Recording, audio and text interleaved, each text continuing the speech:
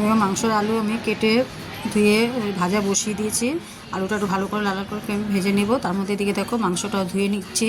মাংসটা ধোয়ার আগে আমি সব মশলাগুলো তৈরি করে নিয়েছিলাম, যেমন পেঁয়াজ কেটেছি, টমেটো কেটেছি, আদা জিরা লঙ্কা রসুন সব মিশিয়ে একটা মিক্সিও করে নিয়েছি। এদিকে দেখো তেলে আলুটা তুলে পেঁয়াজটাও দিয়ে দিয়েছি, পেঁয়াজটা লাল লাল করে ভেজে তারপর টমেটোটা দিয়ে দিয়েছি। টমেটোটা ভালো করে নেড়ে চেড়ে এদিকে একটু মাংসটা ধুয়ে তুলে রেখেছি, তার মধ্যে একটু নুন হলুদ মাখিয়ে রেখে দেবো।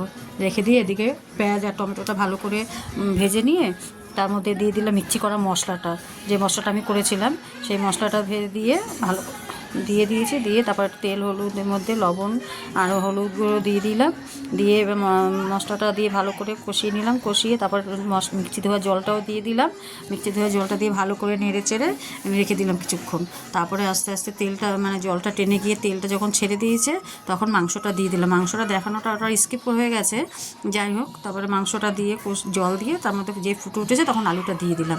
ওটা দেখানো হয়নি তোমাদেরকে।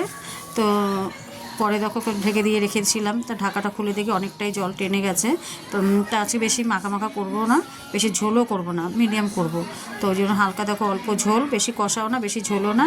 দেখো হয়ে গেছে। মাংসটা আমি নামিয়ে নিয়েছি, এখন দেখো শুধু ভাত দিয়ে খাবো, তার জন্য ভাতটাও বেড়ে নিয়েছি। একটা লেগ পিস নিয়েছি, একটা আলু নিয়েছি আর একটু